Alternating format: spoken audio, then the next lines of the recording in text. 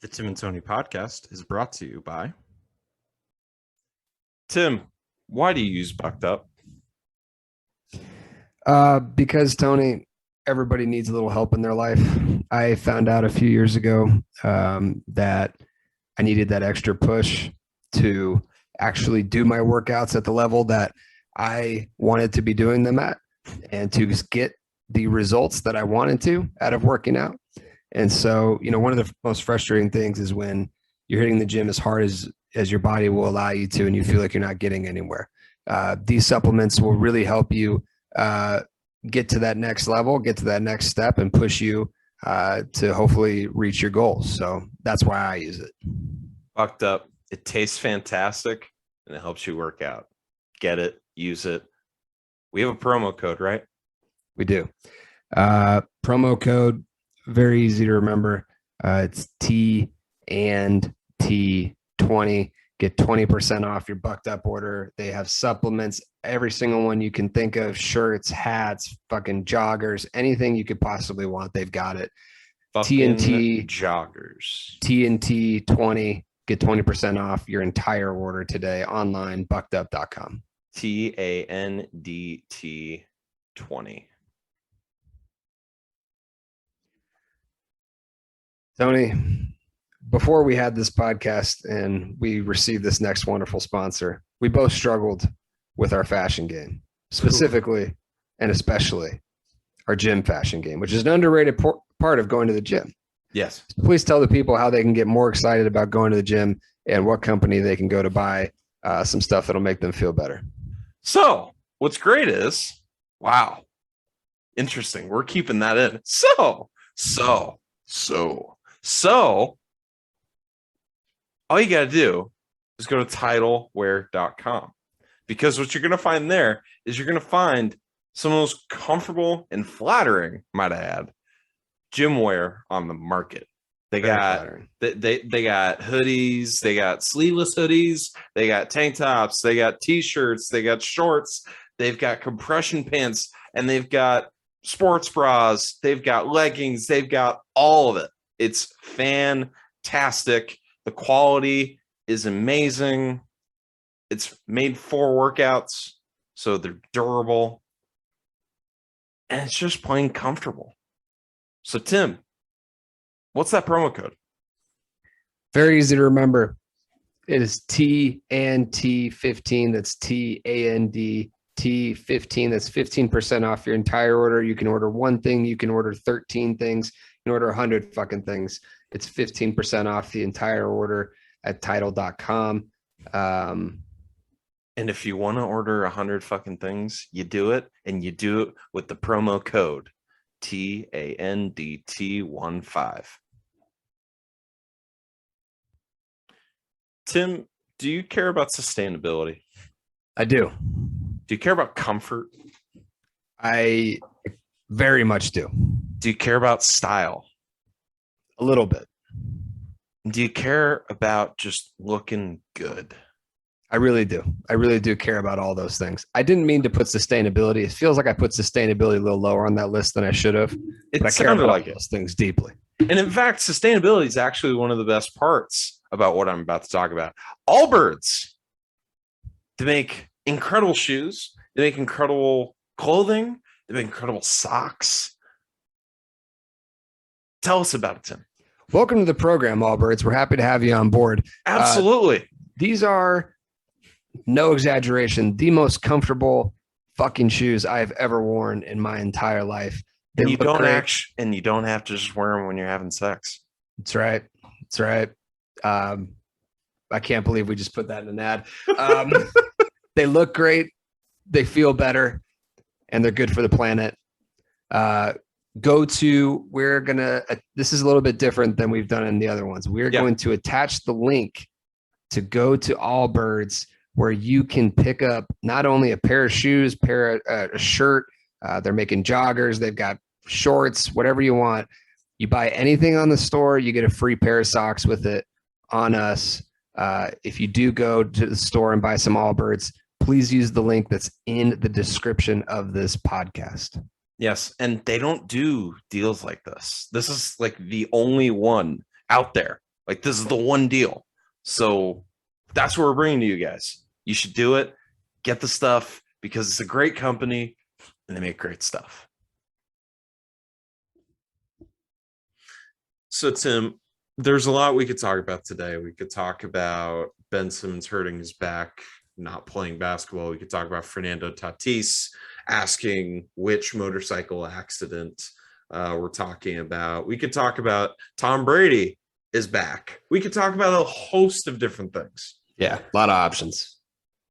We already did the Tom Brady thing. It'd be weird. Hey, Tom, any more of your career you want to let me watch, I'll be there for.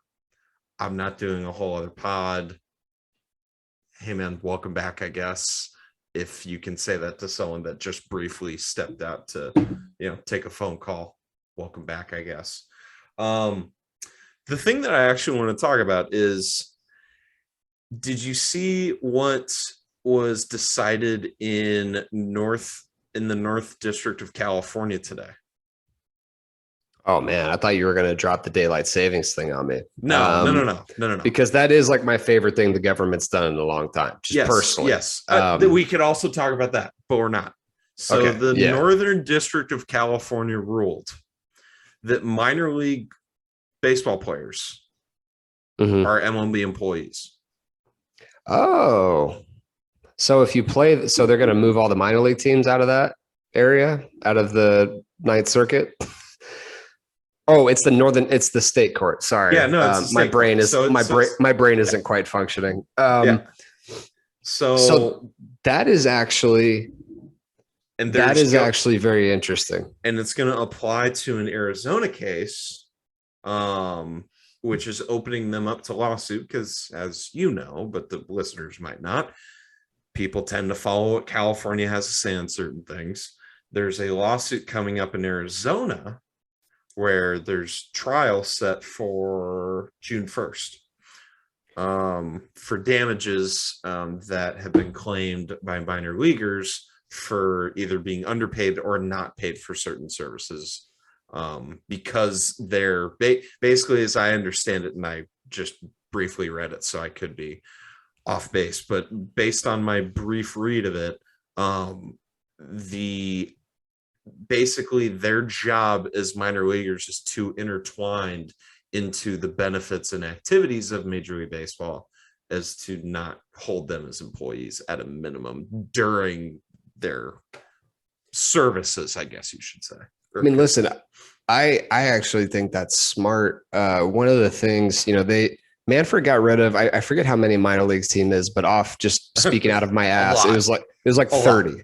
It was an abusive amount. Got rid of them, but he got rid of most of the ones that were not profit producing areas. And I'm not saying it's right or wrong. My point is that I'm saying it's wrong, but some people have this view of minor leagues that they don't make money. And I'm actually here to tell you that minor league baseball teams that are in small rural towns, which is where they do best, they actually do produce money, like significant amounts of money. This isn't just a feeder program for the major leagues. It's actually its own industry. And actually the teams that got kicked out of these areas, this is why some people in Congress were very upset about the minor league teams going, is because it actually, even if they weren't making millions of dollars a year, they were still producing revenue and jobs for the city. And it was still kind of a source of entertainment for people who don't live in cities like LA. And it's a source of revenue where, even if you make a few tens of thousands of dollars every once in a while, like for the economies of those small towns, it matters. It's huge. And some people, that was their whole job. And, groundskeeper for the team, usher or whatever, like it's a job producer. And obviously we're not an economics podcast, but it doesn't take an economics degree or specialty or whatever just to say in the middle of, Des Moines might not be the best example because it's, in terms of at least rural America, it's a pretty big city, but take a city like Des Moines, Iowa, that doesn't really have a big entertainment industry, the Iowa Cubs are a big deal out there. Like it's one of their touchstones. It's right next to downtown. And I know that because shout out Everett helped him move there for med school. It's right next to downtown and it's cool. Like it would be something to do where, I don't know if you know this, Tim, but Iowa isn't, it's not Miami. It's not popping. But I mean, I'm just looking at the top 10 revenue producing teams. I mean, at the very top, you have teams that are profiting over 20 million a year. I mean, that's real money. Yeah. And they're saying the value of those teams. There's a couple minor league teams that are worth over $45 million. I'm just curious, who's number one? Sacramento's number one. Charlotte's number two. Okay. So those aren't great examples for what we're trying Dayton's number three. Lehigh Valley's four. There we go. So now we're talking. Right. And those are still worth over $40 million. Yeah. Like those are real businesses. Like, so to me, for the players' sake, the Diamondbacks could be so lucky. Yeah, I was going to say, for the players' sake, I mean, we covered this on our baseball bitch pod, that won't age. And that we were bitching about baseball. Right. Which won't age terrifically well, but that's okay. But one of the points that we talked about was just that minor league baseball players are not included in these negotiations, and they're kind of getting thrown around like they are, and they're actually not. It has nothing to do with them. The issues with the minor leagues are separate and apart from what's happening with the major league players. So, and now maybe minor league players are going to have their own union, or they might already have their own union, but maybe now they have a seat at the table. Now they're considered employees. Which it's tough because, again, I think that it's negotiating is all about leverage, and their leverage is so much less than the major league players. I'm not someone who's ignorant to the fact that there are minor league teams that, again, are worth nearly $50 million. Yeah. But we're talking about billion-dollar enterprises negotiating with multi-millionaires who have lawyers that are paid tens of thousands of dollars a day to represent them. Like it's a different thing. Not the Oakland A's. Oh, okay, sorry. Not the Oakland A's. But I mean, I don't even think there's a team in baseball that's worth less than $1 billion now. I wonder who makes more, that number one, the Sacramento team or the Oakland A's? In rev, that would be. But there's revenue sharing in the TV deal. So that's kind of tough to. If you're going to do just ticket sales, that would be interesting to me. I would honestly be surprised if either the Diamondbacks or the A's did better ticket sales than that number one minor league team. I would be surprised. But I think that it's. I think that that's incredibly interesting, just for the reasons that we pointed out in that podcast. Is look, if you're going to have these organizations that do nothing but print money for you, right? Again, small amounts of money. I mean, the top producing one profited about $25 million a year, but how many businesses in America would slit their left wrist not revenue? Their revenue is over like $70 million a year. Their profit is between like 20, 30, 40, depending on the year. And that's a real business. So quick side note, since we're talking roughly $30 million, Anthony Rizzo just re-signed with the Yankees for 2 years, $32 million. So one of the happier people I am to watch play baseball is on my least favorite team. Well, second least favorite team. Fuck the Dodgers. So you got any other thoughts? I mean, the Cali State Court trying to make some moves in baseball. Who would have thunk it? Yeah, I mean, I think that it happened in the Northern District because the Sacramento team is the most powerful minor league team. You might be onto something there, but that would mean that someone is allowing their bias to infiltrate their judgment, which, as we know, Tim, does not happen and can't happen. And on that note, Elvis Monroe, please play us in.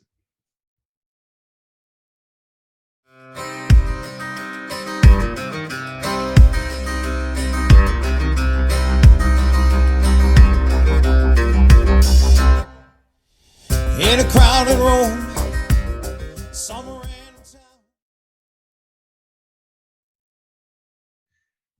Okay, so Tim, we are going to be talking about we're digging back into the bag. We're getting into our bag and we're pulling out episode 6 and episode 7 of Mandalorian.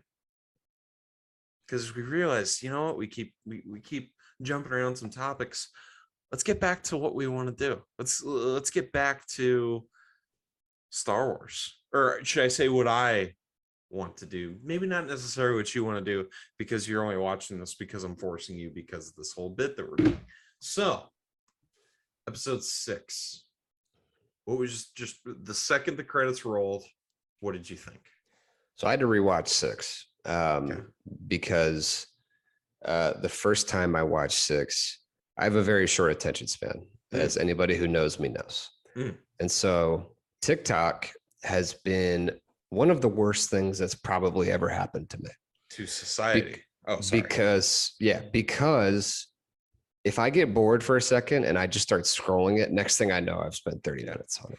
Which, so if I can interject though, follow the TikTok. It's up. Tony Pod. Check it out. I did get bored. Look, not every episode in a TV series is going to be the best one ever.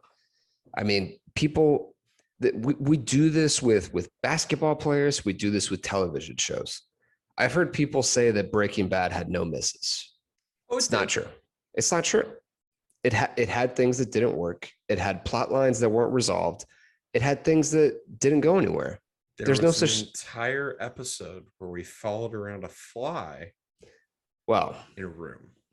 That one was nominated for an Emmy. I don't mind that one, but but I'm saying because that it was supposed to be like it was the first bad episode that came to mind, so I just pulled. No, I got you. There's episodes of that show. Like Michael Jordan didn't make every shot he took. Okay, yes, he did. What are you talking about? The older people are always telling me he didn't miss. What do you mean? Right. Never missed a shot in the fourth quarter. But great shows, even good shows, obviously, but especially great shows, when they have episodes that kind of miss, that kind of feel like there's no point to them, that's when it feels like a letdown. But my realization after going back through and watching it the second time is obviously not knowing what happens to this group of people. I'm pretty sure they're going to come back in some capacity at some point. You think? Yeah. And while it seemed super pointless and just kind of like, why was that even necessary? You could have cut that episode type stuff. It has a couple things in it, that a couple character developing things, and it's more content in this universe that people want to see. And by the way, I like when like stories like this one, like in Star Wars, decide that we're not going to try to appease you every single episode. They did that with WandaVision. They did 2 whole weeks of episodes that nobody knew what the fuck was going on. Like, we know you're going to come back. And they were the first 2 that released from the Marvel TV shows, right? Well, non-Netflix Marvel. We know you're going to be back. Here's the deal. It's a bad episode of television. There's no way around it. I love Star Wars dearly. I love Dave Filoni and Jon Favreau like my family. As much as you can in a what's the phrase? Parasocial interaction, relationship, something like that. Trying to say like non-incestual? No, I'm trying to say like I know them, but they don't know me. Oh, yeah, I don't know that word. I think it's called parasocial relationships. Regardless, it's a bad episode. Not a lot happens that's interesting. There's some stuff that happens. There's obviously a lot of new characters. Not a lot of them outside of one is all that interesting. I think you could probably guess who it is because it's the famous comedian with an accent that's coming out of nowhere. But it's, I mean, I actually kind of nicknamed this myself. This was the worst Grogu episode, where Oh. it's kind of like he kind of does disappear in episode 5 too. But there's, especially in episode 6, there is a noticeably, I like it. I thought this show was kind of about these two, and that Uh-huh. whole episode had very, very little to do with it. It's called The Mandalorian. So, but the episode starts off. So Mando's looking for new work, but this time it's outside of the guild. He goes to an old partner who tells Mando he's, quote, always welcome. So it's, you know, clear that they're close. They've been through some shit. Turns out they need the Razor Crest for the job. I did appreciate when the old partner says, "What's with the look?" That Mando's giving him. I appreciated that. It's just a meta nod. Just we get it. This is when we get introduced to, I think it could be the ballsiest casting decision that we've seen so far, certainly in Star Wars TV, in a while, just Star Wars generally. Bill Burr is brought in to play Mayfeld, who's a former Imperial sharpshooter. And then we get a very lovely stormtrooper joke. But again, he wasn't a stormtrooper, wise ass, meaning Mando. First of all, that was hilarious. That part kind of made the episode, was that I forget how he phrases it, but basically that's an oxymoron. You can't be a sharpshooting stormtrooper. I think he just says that doesn't say much. Yeah, because famously the joke about Star Wars is those fuckers can't shoot anything. And that's why part of what's made Mandalorian interesting to me is it has actually made them scary. To where my whole childhood, there was nothing scary about them. It was kind of like, they're not going to hit them. It's the power calibration. And it's the thing that I think really enhances this show. And the way that you can enjoy this show in conjunction with the movies, it allows you to appreciate when you go and watch like episode 3 or whatever, and you see Obi-Wan and Anakin just running through battle droids, or in Anakin's case, running through younglings. You know, sorry. Yeah, I was trying not to laugh into the microphone so that if this is ever used later against me, I'm not laughing at the murder of children, but I couldn't resist. It's in a world with laser swords and mind bending. Tweet at me, text me, message me. We can talk about how you being upset about that's ridiculous. But you know, that power balance, I think, is why the show succeeds as well as it does. Because when you're running around, say, this episode, then you see what the difference is between, you know, just run-of-the-mill thugs and then a Mandalorian. So, you know, the old partner clearly isn't fit enough to do work anymore. I appreciated that self-awareness out of our guy. Doesn't seem like he's doing much cardio nowadays. Not a lot of bucked up in his system. Not a lot of bucked up in his system. That's right. So then there's no real need. There's no need for title clothes because there's not really much that's going to look flattering on that guy. But we can tell that Mando has a dark past. Hopefully you get to see that. Hopefully you get to see more of it. I'd be very curious to get some flashbacks. Some more flashbacks. We get introduced to the team. They clearly know who Mando is, except for Muscle. Muscle seems to be new. He's an interesting guy. They're definitely a trustworthy bunch. He uses bucked up. He uses and some more stuff. he doesn't just stop at bucked up. Would you say that this looks like a trustworthy group, Tim? Yeah, that's the thing. They hadn't, like, from the very beginning of the episode, you're just like, they're going to betray him. Yeah. and that was one of my problems with it, to where I got kind of bored, because I was like, okay, they're going to go on this thing and I'll just wait for them to fucking betray him and go, and then he'll escape and then it'll all be fine. Like, so we meet Mando's old girlfriend. It's ambiguous. He's got complicated taste in women, because I mean, the girl that he meets in that village, again, not good with names, but in the village on my favorite episode thus far, I believe it was episode 4, where they take down the Bryce Dallas Howard episode. Yeah. So that person seems very lovely, seems very mentally healthy. Very mentally healthy, very maternal. So good for Baby Yoda.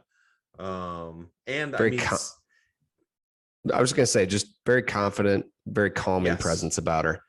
Whereas this chill girl out Mando a lot. Yeah, I mean, this girl seemed to be kind of the rebound, I just want to have the best sex in my life type girlfriend for a little while, which we get it, but you do. How do you get it? I'm not. We get it. We get it. Don't rope me in. No, what do you we get it. Okay, we all get it. So I didn't buy that they ever dated, but at the same time, we've all been there. So, oh man, the job is to get their friend, who's he just straight up got arrested. And is being held in a max security transport. Okay. No, why do you need? Because again, that's not asked there. You never ask why, which is kind of their rule, which seems like a bad rule. Because I remember when the episode first came out, people were like, "Oh, you guys have such a problem with going to save a man," but you know, the first time we see Star Wars, they're just going to save a princess. You're okay with that? Okay, what's your point? One's actually got good writing, the other one's just kind of meh. I didn't care about who they were saving at all. Always tough when you don't give a flying fuck about who they're saving, and once they don't show who it is, you know the person's going to be evil. Or it's going to be some kind of big reveal, which it was not. It was not. So, you know, it's if you really want to digest why A New Hope is infinitely better than this episode of Mandalorian, first off, just go see Help. But 2, again, tweet at me, message me. Would love to tell you why you're wrong. So again, with the Mando hating droids thing, how do you, at this stage in watching the show, how do you feel about this keep being brought up? And why do you think it keeps being brought up? We'll see what happens. My theory on it is because this is a PG to PG-13 show, that whatever it is will be bad, but probably won't shock my conscience. It's something that they're trying to hammer home. Clearly, this, along with Mandalorian's not a super upstanding citizen, but for some reason has a thing for tiny little green monsters that he meets in weird places. Whoa. Well, I mean, what do you want me to call him? Do you want me to call him like an animal, a thing? Call him what we all called him. What, at Grogu? The time, either Baby Yoda or the child. Nobody called him the child. Monster. We all called him the child. No, actually, we didn't call him the child. We all called him our child. So the team's droid, he talks shit about the Razor Crest, like pretty aggressively.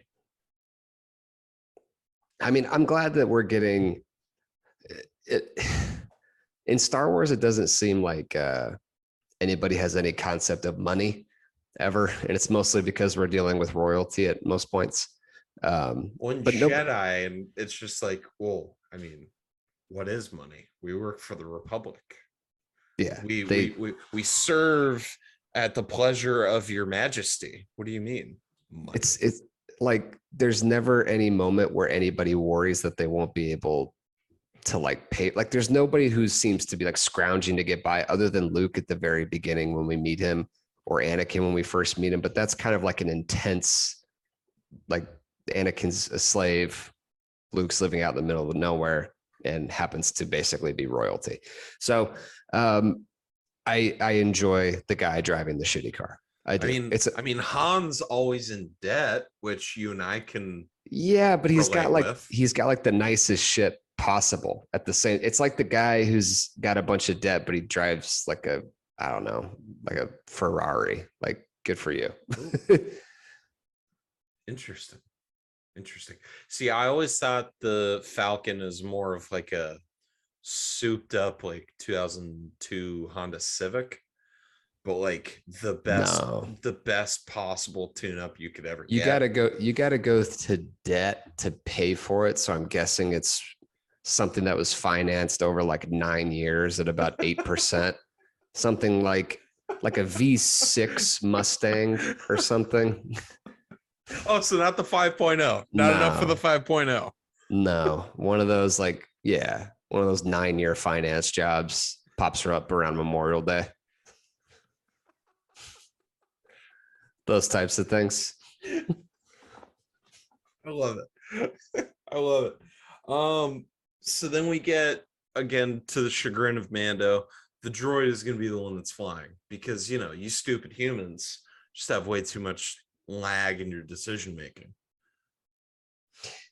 Yeah. The jokes I'm sure were written at the time. Mando seems kind of like a boomer to droids. He seems kind of like the anti-tech. You know, I don't fuck with this. I have to say, I don't remember that take. I like it though.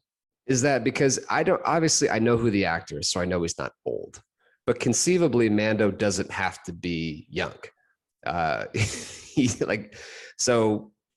guess if I didn't know what I know, it would kind of be like, is this guy just kind of super old and doesn't like new things? I don't know. Kind of a bummer. Is he just kind of a bummer? Like, he doesn't seem that fun to hang out with. I'll be honest. Yeah.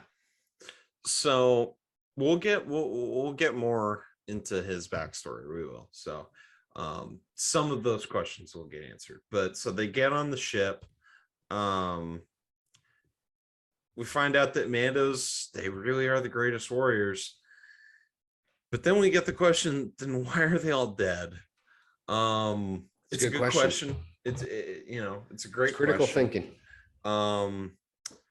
If you knew enough about the lore, Bill Burr, you'd know it's because they killed each other. But you know, it's fine. None of us know.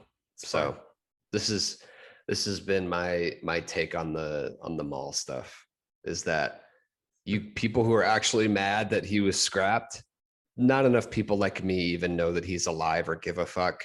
Like, with Star Wars, I wouldn't actually think that that's true. With Star Wars specifically, I think there's more people like me than you think. I'm sure there's a huge fan base, but I don't think Star Wars needs to appeal to those people. Oh, I don't think that. In fact, so. In fact, my take is they need to specifically not worry about their opinions because they're gonna watch the shit anyways. I actually think it's more like people who have seen Jessica Jones on Netflix and keep waiting for her to pop up in the MCU. Oh. Like, are there people out there? Sure. There's a lot of crazy fucking Marvel people out there, but is it me? No. I mean, some of the craziest Marvel fans that I know haven't even watched that shit. But like even the like medium level Star Wars fans that I know have watched at least some of Rebels and some of Clone Wars. But I understand your point. Further in the episode, we get a joke that maybe Mando's a Gungan. Which not bad. I always love references to the previous movies, especially I always feel bad for Jar Jar, and I always thought that a little bit of the dislike was a little racist. The character was also a little racist, but that was like a lot of the prequels, like the Trade Federation. Well, or not even a little racist, just straight up racist, it was like watching, intentional or not.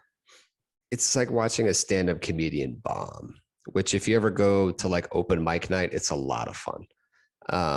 To just watch them absolutely bomb. And that's what Jar Jar was. It was supposed to be funny and it wasn't. And so again, like I think too often we get caught up in like criticism of these people is the people who are like yelling at them to kill themselves. That's not what I'm saying. Like, I'm not saying people should harm this person or say horrible things at them. Just to be clear, you don't think we should kill the actor Ahmad? Yeah, no, I don't. I'm say Ray Park. You don't think we should kill them? No, okay. That's like some of the heinous shit that was said to these people. I don't agree with, but Jake Lloyd. I can still say like it kind of sucked. Like I didn't enjoy their work. Wasn't very good.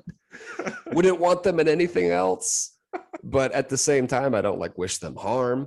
That's I'm not gonna say horrible things to their family about them. Like, I don't know. Like, it's weird to me. It's like this Westbrook thing that's popped up recently. Where it's like it's pronounced Westbrook. Right. Like if you say that, you're like attacking his family, which is obviously not okay. But like I think I'm allowed. He misses a lot of fucking shots. He's shooting 9% from 3 since the All-Star break. 9. I think I'm allowed to watch a guy who's making $40 million a year and say, that guy who's making $40 million a year, not as good as some other people who make $40 million a year. Here's how I know he's not playing well. If you multiplied his shooting percentage by 3, it would still be bad. It would still be bad. It's awful. It's awful. But this is not a Russell Westbrook podcast, and I think we've gotten enough run out of it for now. They find Baby Yoda accidentally, and they're very interested. Never thought I'd see Bill Burr holding Baby Yoda. Then he drops him, which fuck you, Bill Burr, from the bottom of my heart. It kind of bugged me that he was in like a closet too. Didn't seem like there's a lot of air. He's in his little room. Well, it didn't seem like there's a lot of air in there. I'm just saying, it seemed like a dog with the windows up is what it seemed like. No, he's in his little pod. I don't know. I don't know if I'm into it. And we see in the next episode, we're going to make a little bed for him. That's great.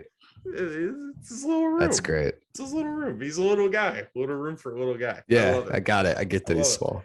Yeah, I've seen that. Yeah. So they get into the jail transport or prison transport, however long they're in there. I don't know how space travel works. Seems like a long time. But none of their conversations. I don't know.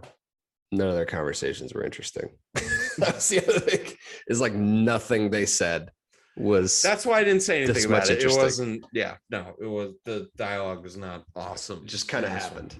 It needed to happen to make sure the continuity was cool. So is Mando paranoid, or is he just experienced? Because we see he's awfully just kind of always on the lookout, always looking over his shoulder. I don't think he's paranoid enough. Oh, to be honest, I think episode 7 puts in question his judgment. From the very beginning. We'll get there. So obviously the Lenny of the group just fucks up the whole thing. They're doing the covert mission so well, and then he decides to fuck with the mouse droid. It's a bad move. It's a bad move by the meathead. Then Mando shows him why he's a badass. He shows him what a Mandalorian warrior does. He says, hold my beer, or, hold my green fluid, or whatever that shit was that Luke was drinking in episode 7, or 8, excuse me. They get to the cockpit where we meet the just poor employee who's just getting the raw end of this deal. He really is. He's, trying to put food on his family on some planet somewhere, and he's just getting held up by some pirates, I guess you could call them, or mercenaries. But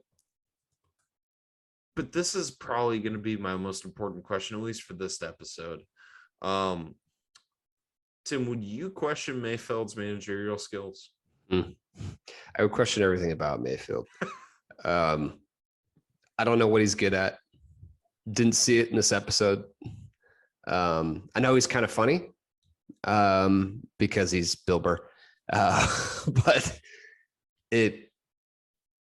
that character just doesn't land for me at all. I don't know why he exists. I mean, even the Kirkland brand Han Solo landed for me a little bit more as like someone that I was interested in. I don't know what it was. Like, I can't explain it. I like Bill Burr So a lot, but like, it just didn't ring for me. So I went back and listened to that episode. I think my favorite one was when I said the November 1st candy rack Han Solo. I enjoyed that one. Yeah. No, I'm glad you enjoyed your own work. I'm glad you're, it's not even kind of masturbatory. It just is masturbatory. It is. Just sit there and enjoy the sound of your own voice. But and even worse, I watched the YouTube video of it. It's gross. Yeah, it does. It gets kind of weird when you think about it. Yeah. So they end up having a standoff with the worker. Mando points a gun at different various people. They end up killing the worker, which again, RIP for our guy. Just trying to clock Mando in. really seemed against that for a second, which I enjoyed because my tiny little criticism, and maybe this gets explained later. Mando's a hard guy to figure out. He is, because he has moments where he's like, no, don't kill him, or wow, this thing's so cute, I'm gonna go risk my life and career for it. And then he has other moments where he's pretty cold and icy and just guns you down. Like, I'm very much looking forward. He's hard to predict. I'm very much looking forward to you seeing basically all of the Star Wars TV content that we've gotten up to this point. He has a code. Like, there's a code there somewhere. I just can't understand what it is. He has a code. It might not be exactly the code. Because aren't these like Imperial officers too? Like, what's his like deal with? I don't know. Like, he has these weird lines that he won't cross for certain people, but then it's like, if you're a tax cheat, he's willing to like put you in carbonite. Like, I don't know. Like, he's all over the place for me. He's an enigma. I think even he himself is trying to figure out, which can't we all? This is the way is kind of bullshit is all I'm saying. I've always said that it should be, this is a way. Yeah, this is a way at this moment in time based on how I feel, which is how we all act. Like, fuck you for saying there's a code of ethics. Like, you don't follow shit. I'm going to send that clip to the California bar or the Arizona bar. I love that. So the tracking beacon gets activated, which is the oh fuck moment of the episode. Yes. They end up getting to the prisoner. Turns out to be Quinn. Turns out he knows Mando. It's the brother of everybody knows him. Mando is Vin Diesel in this world.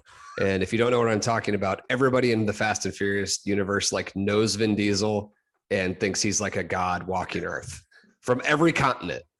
That's who Mando is. They've all seen him. It's not a terrible trope for your main character to be widely recognizable. No, but it just made me think of that. I was like, yeah, of course he knows him when he comes out. I was like, yeah, everybody does apparently. I mean, you're totally right, because no matter where they are on the globe, they could be in Cuba, they could be in Shanghai. And you have like a secret handshake with whatever guy he's walking up. And they've did that one job in Senegal together that just it could have gone wrong, but because we have family, it worked out. So they end up throwing Mando into the cell as revenge for something that happened before. They leave. It was the obvious betrayal that we were seeing. They're not good guys, obviously. Yeah. So the droid, he's trying to figure out, or she, so maybe just they. It's probably more appropriate for a droid. They are trying to figure out what Carl Weathers' message is to Mando. And it's coming in a little choppy.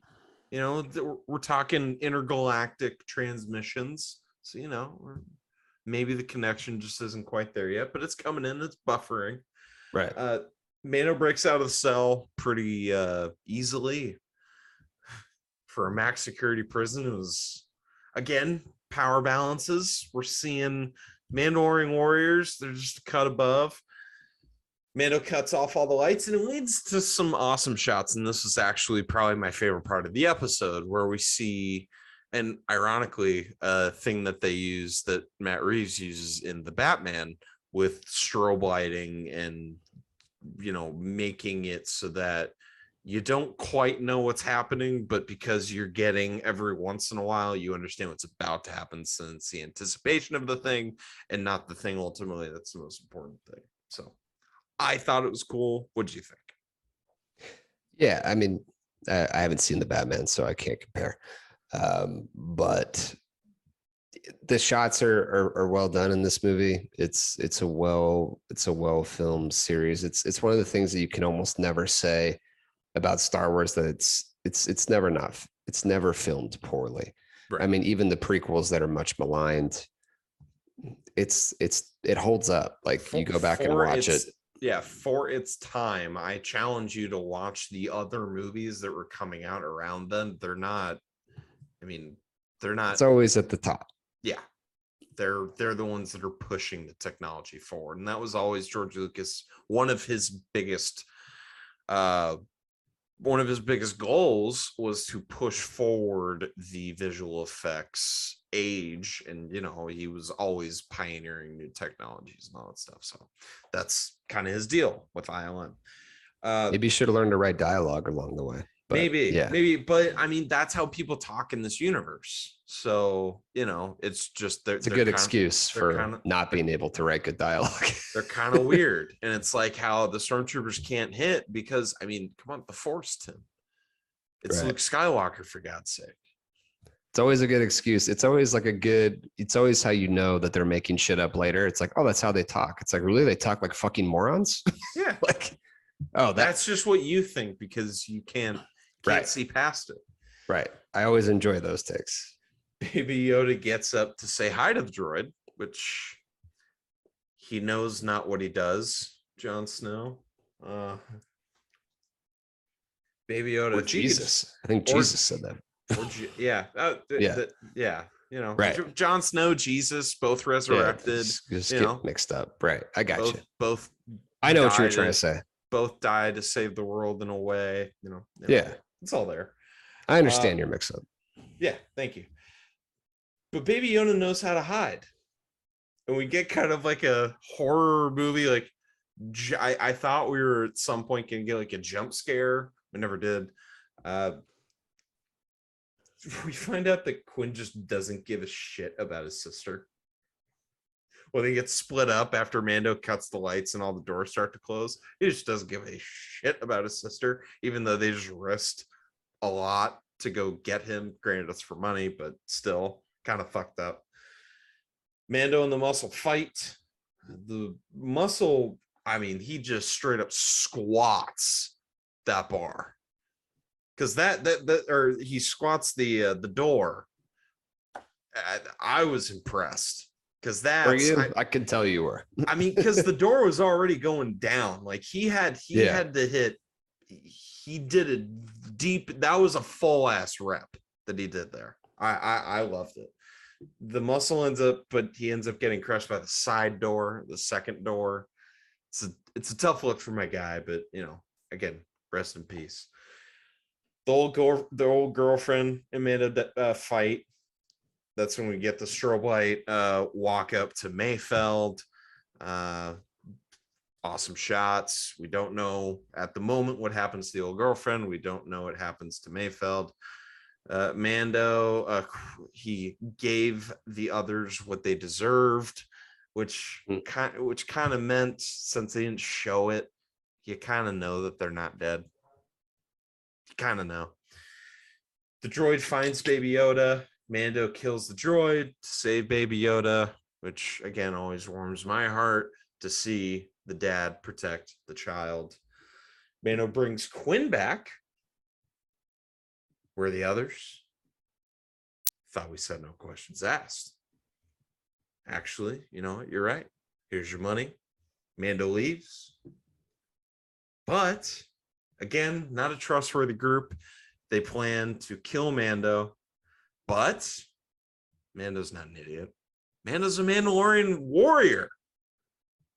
Mando leaves the distress tracking beacon on Quinn for, did you catch who the two pilots were, Tim? Nope. Okay, so I feel like I just completely like deflated you, but no, not at all. No, I knew you didn't because you wouldn't. So the white guy was Dave Filoni. It's the showrunner. And then Rick, I love your episodes. Famuyiwa. I'm sorry. He's the episode director. It's a great episode.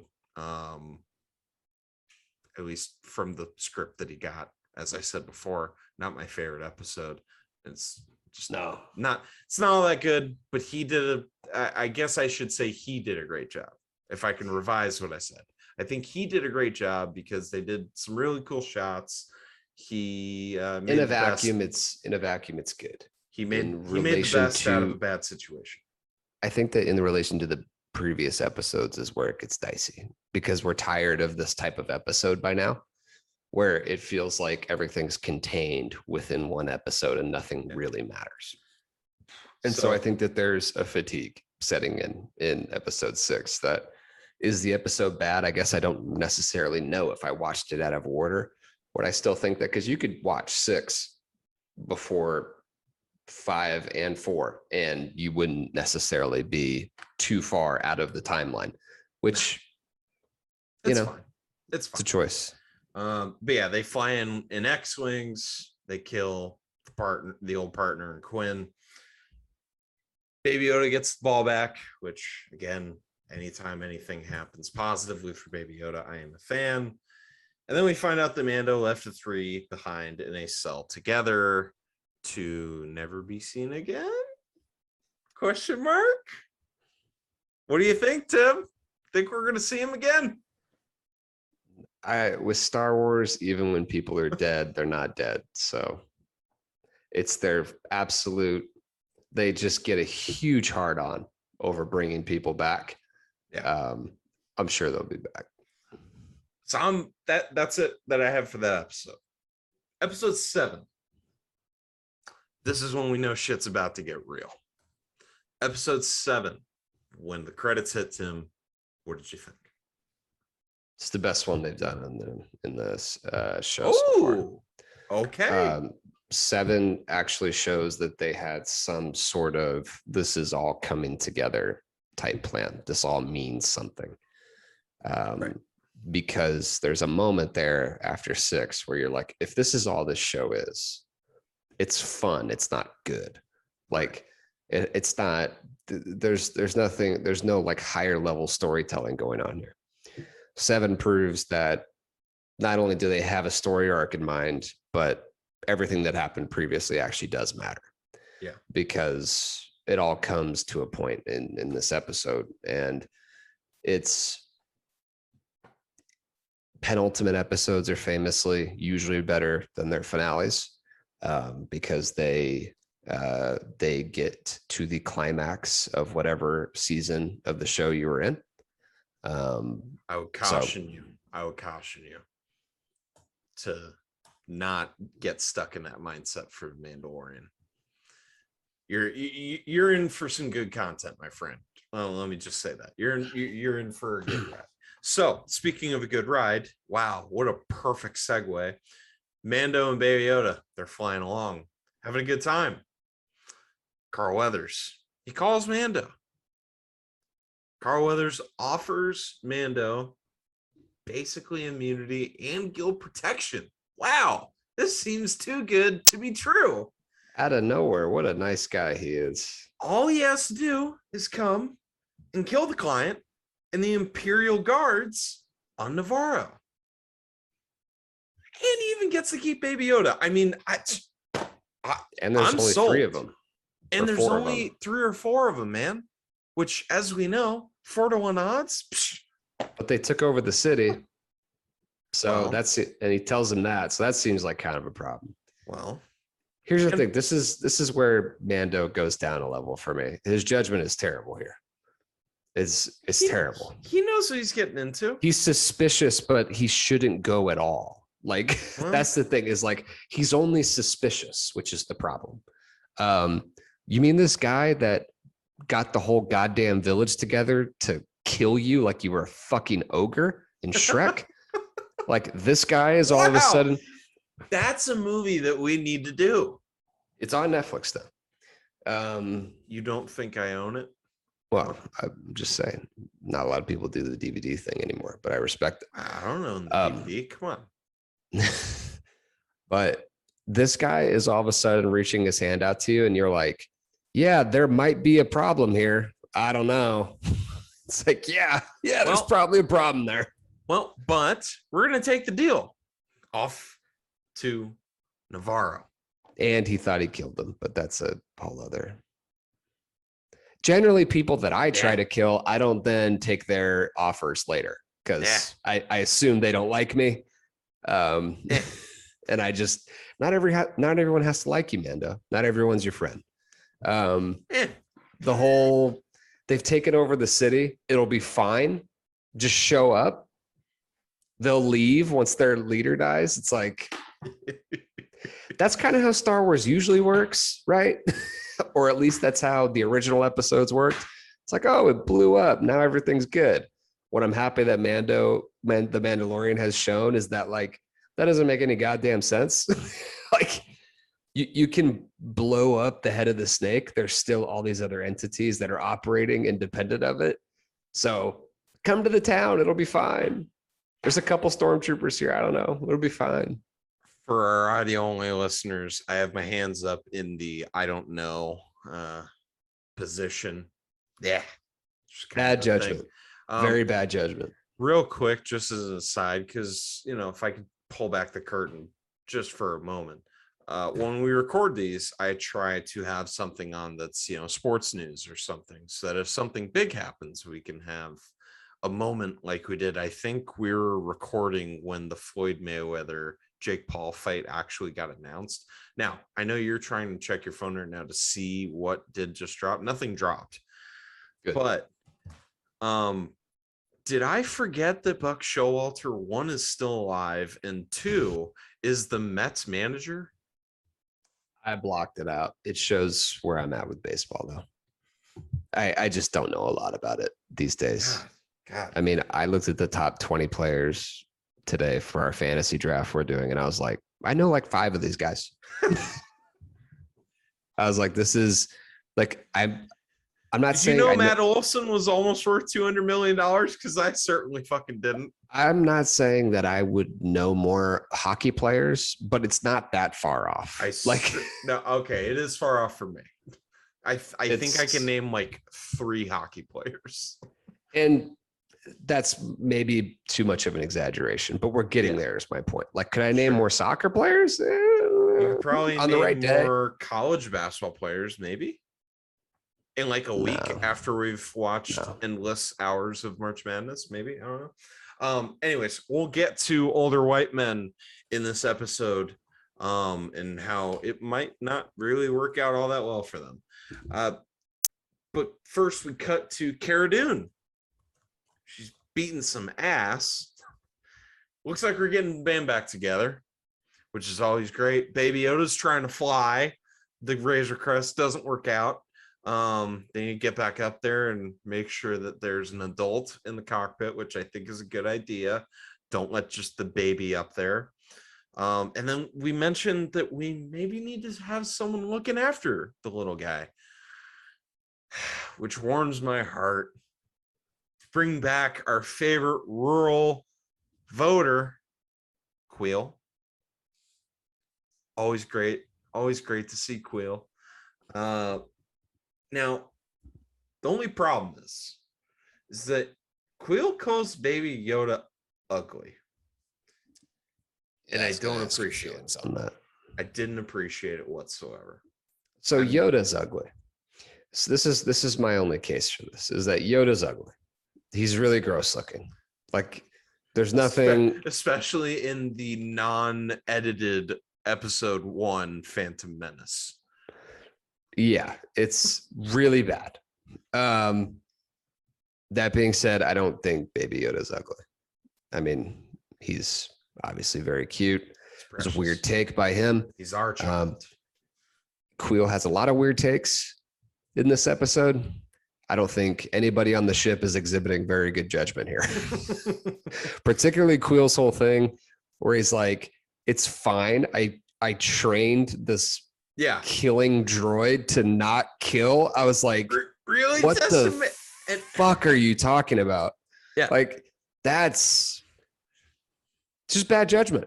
It's bad judgment. I don't know what you want from me. So he repurposes the assassin droid. Real quick though.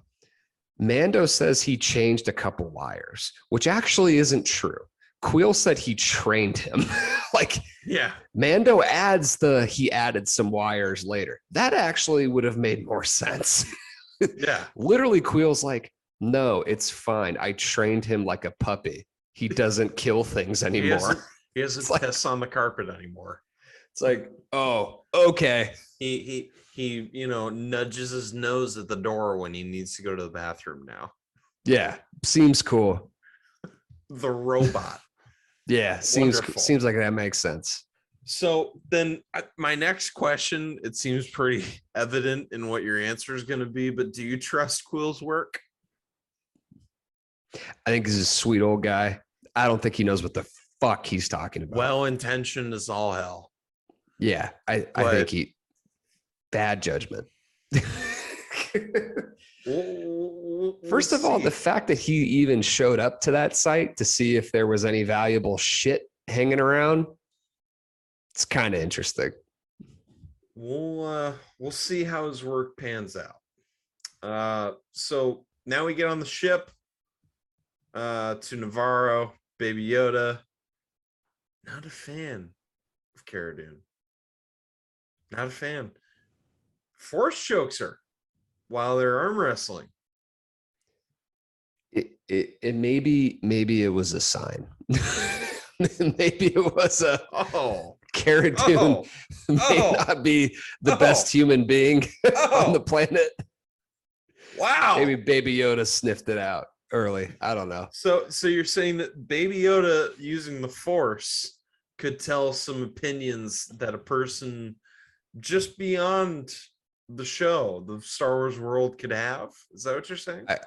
I will say this. I enjoyed that a not evil person showed that they can choke people with the Force, because that seems like a pretty useful tool in your arsenal that Jedi seem to be reluctant or never use. So it's because they're not the aggressor, Tim. I'm all for people using the Force to do things that kind of make me laugh, because we don't know shit about it other than they can pull things and push things and lightning and choking, and it's something that Jedi have, and Yoda and Anakin have a lot of it. That's it. Like, man, everything you just said could be applied to a very interesting part of a Jedi's life.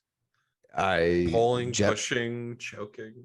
I have been long on the Jedi fuck bandwagon, and I will remain in the front of that cart.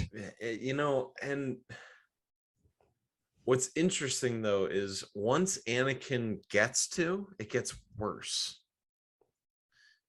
So maybe Padme just, I don't know. Like when he takes the pear from her when they're eating dinner or whatever. Yeah. And it's kind of weird. Like, yeah, kind of. I'm all for them using it for stuff that isn't noble. That's my point. Because if any normal human being had the ability to do that, particularly a baby who can't speak, of course they would do stupid shit that doesn't make sense all the time. Yeah. I don't like these people having such self-control is my point. I like people with no self-control. I think we're gonna have to do an entire episode on the hints that Star Wars gives us throughout the war and throughout the content that we've gotten about who likes certain things in bed. I think we need to do at least a segment because they drop some hints. And what's funny is Clone Wars. I mean, there's some just sizzling, crackling sexual chemistry on the screen for a kids show. It's a little disconcerting. Dave Filoni might be a little troubled, shall we say, or just maybe a little lonely. The only last thing on this point, which we've belabored too long, is that nobody is as relaxed and as level-headed and is kind of at peace with themselves as Obi-Wan appears to be. And unless they are regularly fucking. So. And if you watch Clone Wars. No, I don't know the lady's name, but this has been in the Twitter sphere recently. Yeah. Obi-Wan. Oh. That he fucks. Kids, close your ears. Obi-Wan fucks and well. Yeah, and probably well. It makes sense. He's very good at a lot of things. Yes, and a very noble man. Not very selfless. Very selfless. That's true, actually. Yeah, true. So now the droid is a chef, apparently. An assassin droid. Brings in tea. Yeah. Brings in tea. That seems cool. They end up meeting with Carl Weathers. He's still got the guns on him, by the way. Doesn't seem like a real smart idea. Oh, maybe take those off. IG-11? Yeah. Yeah. When he's bringing him tea and Mando's like checking out the guns that are still on him, like, yeah, it's kind of weird. Yeah. I don't know. I mean, like I said, or like Quill said, we retrained him. Yeah. So they meet with Carl Weathers. Neither side trusts each other. Both brought muscle. Both brought some trust issues. Although I wish that Carl Weathers would have brought maybe a couple more guys because I knew that he was going to fuck with Mando. And I'm like, he just like took down your village. Like you're going to fuck with him with like 2 dudes. Like, I don't know, whatever. Maybe Carl Weathers took a few shots to the head from Sylvester Stallone. Just a couple too many. Could be. So they make camp for the night. They have some forgettable dialogue. They get attacked. Carl Weathers gets hurt. Baby Yoda heals him, foreshadowing because this came out right before episode 9. So they were foreshadowing some of the powers that we were going to see Rey use in episode 9. So that was cool. Again, one of those things that they in their main storyline don't address sufficiently because obviously it's rare. Obviously we don't even see Jedi with the ability to do this. So we're just kind of left to, again, you can make the arguments. There's these cute little novels out there that have been written. There's the to me, like I understand that it's rare. I understand that it's important, but my only problem with it, I guess, is this stuff deserves to have a better explanation than the one that is currently offered. And what is your understanding of the explanation? I've told you my understanding of what the Force is. Oh, okay. And it's to me, it's one of the things that people hate most about the prequels because it's like, so there's midi-chlorians. Who the fuck cares? George Lucas also wants you to know that there's the wills, but that was apparently too much for audiences. Really, the Force healing and the new Force abilities as time goes on, it just happens because the more you study the Force and the more people study the Force, and consequently more Force ghosts communicate with current Force users, there's just a building knowledge of the Force. And Rey, because she's studying basically for half a movie, she begins to. Yeah, but Baby learn how Yoda to is do it. not that.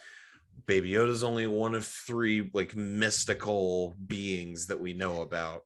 Yeah, I get that. I just, to me, it's one of the things that it's cool when you see something new, which, by the way, the new movies really didn't do anything new other than the healing. But it's like, Episode could 7 was famously a New Hope remake, basically. Could we just get the Rocky montage of people like learning to do this? Like, could we get like, is it too much to ask? Like, could we do a television show where just every single episode is some history of this thing that is so important, but nobody understands? Because the only people who talk about the Force are people like, who is the guy that said, I've heard of this in Quill. Quill's like, I heard about this stuff when I was sure, but like doing that's something all or another in Yuma. That's literally what we know. Yeah, like we're just Quill. Like, yeah, I've heard of it. I don't know. See it a couple times. Don't get it, but it's no one's ever taken the time to explain it to me in all these hours of content they've created.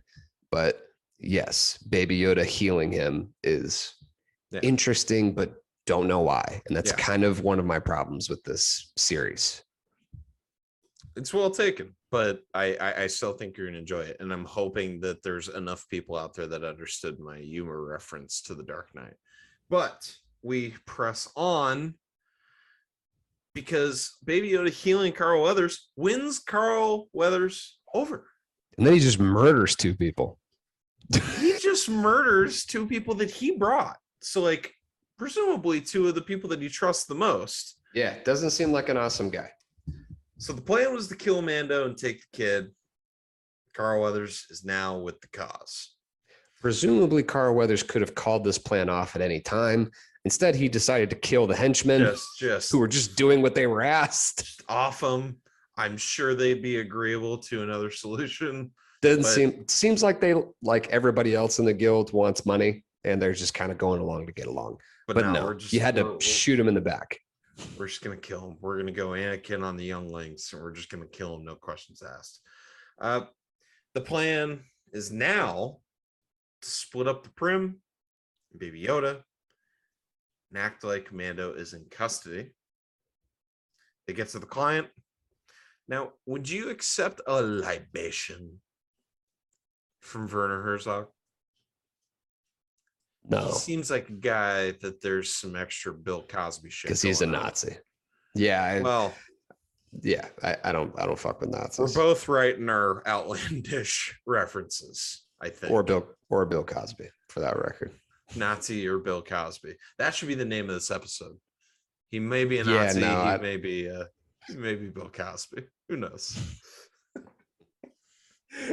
I don't want ice cream to rape. Sorry, I'm just thinking of the Chappelle thing on him. So he talks shit about Mandos, saying like, "Oh, it's your culture is just such a sad tale of betrayal and all this shit." And it's just like, hey man, look, you keep poking the bear. You obviously don't know how to fight because you've got all these ex-Imperials walking around. You might want to hold your tongue a little bit.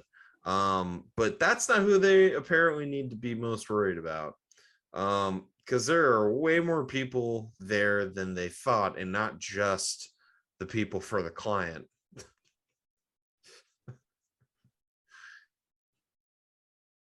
Giancarlo Esposito shows up. Gus is there. Yeah. Like just villain personified, shows up in a TIE fighter, ready to just fuck shit up. His name is Moff Gideon. He's here to kill everybody. I respect his style. The client for me wasn't evil enough. He was like, he was evil, but he didn't have my brain. He respected people. He didn't have my brand of evil. Yeah. I like my evil to be nuts, like a little unhinged. Zealous. Yeah, something. I don't know. Like he just didn't do it for me. Willing to knock all, shall we say, walls down to get whatever the hell you want. Yeah. And not really He's efficient. caring. Yeah. Oh, very efficient. Very efficient. So Moff Gideon has entered the chat in a very boisterous way. Rest in peace, Queel. He was trying to get Baby Yoda back to the ship. Just wasn't fast enough. By the way, whatever the fuck he was riding seemed kind of slow. Kind of. Just didn't seem like he was getting up and down the track. Seemed as though he had about 20 minutes of lead time. Yeah, that thing seems slow. Seems slow. Maybe gas prices are up there too. Who knows? Inflation's a bitch, or corporate greed's a bitch, since it's all a bitch. Since price of barrel of oil is half what it used to be, but gas has still got a different podcast. I do remember being very worried about Baby Yoda. What are your feelings currently? I've seen there's a season 2, so it's difficult. But it's a season 2 of The Mandalorian. It's difficult to be sufficiently concerned. It's not season 2 of Baby Yoda. It's difficult to be concerned. It's difficult. Okay. It's hard to. Sorry to not give the most entertaining answer there, but difficult to be concerned. I'm sure Baby Yoda gets captured several times throughout this series.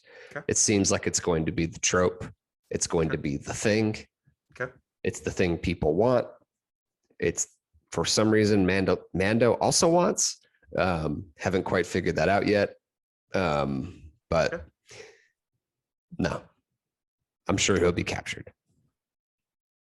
It seems like for now, he's not a threat. He is something to be used by whoever finds him. Interesting. I cannot wait to discuss more with you. But as the listeners know, Tim, this is only his first time watching, so I'm not going to spoil anything for him, as well as our listeners and viewers that are also watching along with us. Tim, how are you feeling right now? Just a temperature of the room for the series as a whole, not just one or both of the episodes. It's kind of difficult for me because there's parts of this show that I really like, and then the overarching theme for me of Star Wars is that they're never going to explain the things you want explained. They're just not. They're going to leave it up to you to kind of work out for yourself. The Force healing was sort of a reminder of that it was like, oh yeah, there's this big thing that they'll, I guess, never tell us. But the show itself, it's something that would only work on TV. It's why we like TV. Yeah. For these slow building arcs to develop, to get to know everybody involved.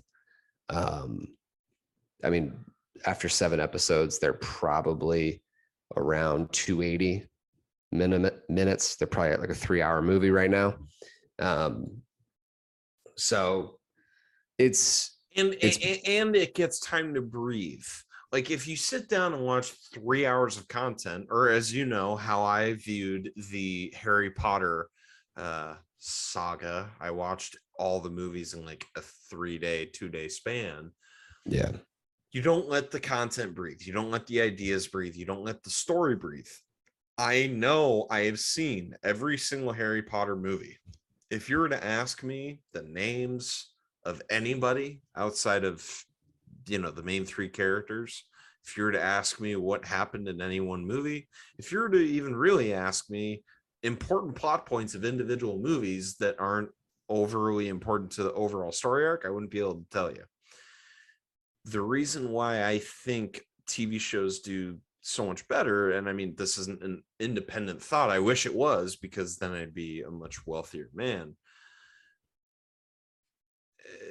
you're able to enjoy them because you're able to analyze the nuances of each episode, meaning every little scene's arc, because every single scene has a portion of the story that it's trying to tell. And so with television shows, especially weekly television shows, weekly, not binge shows, you're able to enjoy it a lot more, which is why I'm happy that Disney Plus has decided, with at least its live action stuff. I'm pretty sure they released Star Wars, all of Star Wars Visions, the first season, all at once. But those are different because they're all individual stories and not really connected to anything else.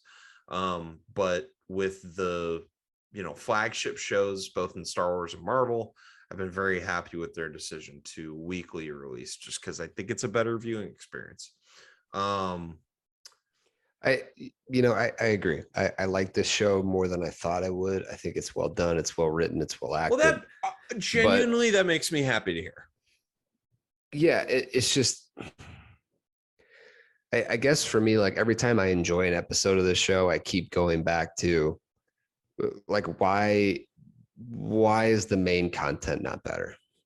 Like, why is the peripheral stuff where we get these really well done stories that, because again, it's like, it's weird to me that it's taken this long for them to write this, for them to put out the story that's like, hey, the Empire didn't just like go away overnight. That doesn't make any sense. That's not how shit happens. Yeah. Like there's all these little outposts of shit that's still running. And by the way, just because the rebels took over doesn't mean everything's running smoothly. Shit still goes wrong. Yeah. I mean, we're seeing that in our own country. Like it doesn't, like, being in charge is pretty goddamn hard. So, yeah. I mean, I think that, like, I don't know why 7, 8, 9 didn't do this more. I don't know why. I don't know why the main flagship stuff is not better, because it can be. They're showing you that it can be better. While I agree with you, I think we've exhausted that point multiple times just through these first few episodes that we've reviewed of The Mandalorian. I agree with you. It's disappointing. It really is, because I really hate having to be the person that's standing on a hill with a bullhorn just screaming, hey guys, yeah, the movies might not be the best content, but all this other stuff over here is like damn near perfect. And I understand that it's a hard sell with animated shows. It's an easier sell with live action. I wish it was an easier sell with animated shows, because the animated stuff's the best content that Star Wars has to offer. It's better than Mandalorian. It just is, in my opinion, and in a lot of fans' opinions. It just is better. But it's a tougher sell. It's a tougher sell because people are like, I don't know if I want to do animated. And it's a bummer, because I wish that they would just bring that same creativity to the main stuff, because then people would probably be much more likely to then watch all the other stuff because they just like it. So it's a bummer. It really is a bummer. But I hope that this journey that we go on with you for the first time, with me for like the 4th time, and with the listeners at various amount of times, will lead you and some other people to maybe venture out to the Clone Wars and the Rebels journeys. And then maybe we could do reviews of those too. So, but you mentioned that it's hard to rule, which is a perfect segue into my favorite topic of every single time. Do we have any nominees for the Ted Cruz Award for the season 1? From these two, honestly, the person that I wanted to punch the most throughout this whole thing was Manda. Okay, that's like, fine. You want to nominate Manda? Again, this guy, like the whole time, you're like, this isn't going to go well. This isn't going to go well for you. Oh, this isn't going to go well. This is going to go very poorly. And the only one who doesn't seem to see it is him. He's like, I'll go get one person to help me, and I'll be fine. It's like, that doesn't seem smart. But she's next shock trooper. Come on, man. Doesn't seem smart. I don't know. I think he put himself in a bad situation where he didn't have to be. Well, we will see. I'd like to add Bill Burr's Mayfeld, just because it was weird. Well, no, because Queel was the one that said that he was See, here's my problem. I watch these episodes so often that I get them mixed together. I don't actually think I've got a nominee for these. I think I'm going to stand pat with the one that I knew I was going to give it to the whole time. So I think I'm going to hold off because I would Good for you. I would give it to Queel. I would give it to Queel, but I just Queel's helped too much, and he's Hard too to blame the dead well-meaning. guy. It's hard to blame the dead guy. He did call Baby Yoda ugly. No, you know what, Bill Burr? I'm gonna nominate him because he dropped Baby Yoda. Still love his comedy. Yes, Bill Burr's fantastic. And I shouldn't say I'm giving the Ted Cruz award to Bill Burr. I'm giving the Ted Cruz award to Mayfeld because I love Bill Burr. He's very funny. Yeah, I was gonna say. And real quick, in multiple interviews, and then we'll get out of here. In multiple interviews, Bill Burr has been asked, like, oh, so why didn't you drop the Boston accent? His responses are like, wait, that's where you decide not to suspend disbelief? You don't think it's possible that there's somewhere a planet just speaks like that? You don't think that that's a possibility? You're cool with Wookiees being able to communicate with humans, but you're not cool with a Boston accent. I just love that this implies that there is a planet. There's a Boston planet. It warms Tom my Brady heart. theoretically could exist. Yeah, I'm with you. Exactly. That's where I was getting at. And in that universe, Tom Brady never even mentioned retirement. In that universe, Tom Brady never left the Patriots. And in that universe, there was no Deflategate. In that universe, there was no Spygate. In that universe, there was only harmony. There was no safeties dive bombing Rob Gronkowski's kneecaps. There was no Aaron Hernandez murders. There's no David Tyree catch. There's no Eli Manning that exists. His dad, Archie, pulls out instead of having Eli. All is well. And on that note, Mayfeld and Mando, go fuck yourself. Ron DeSantis, it's been a while since I've said his name on here. Go fuck yourself. Who else? You got anybody to add, Tim? I didn't enjoy Ted Cruz petitioning Kyrie to come play for the Rockets. That was a tough one. Yeah, then I'm gonna get yeah. No, that was a tough one. Kyrie dropped double 60, Ted Cruz. by the way. Yeah, double Ted Cruz. Go fuck yourself. Everybody that even supports Ted Cruz, go fuck yourself. Trying to think. I want to get her name correctly, but Clarence Thomas's wife was found to be at the January 6th rally. Yes. Allegedly, she had nothing to do with planning it, even though she is a very high-profile conservative activist. And all the groups that she's a part of were involved with planning it, but she herself had nothing to do with planning it. And by the way, blocks. she never told her husband about anything. No. And all these little cases that are popping up, he shouldn't have to recuse himself from, because if we know one thing, it's that husbands and wives don't talk about what happens at work. Ever. That is hilariously stupid. Go fuck yourself, both of you. Why don't you? I always hog this last little bit. Why don't you take us out, Tim? Take us out. I don't even know how to do that.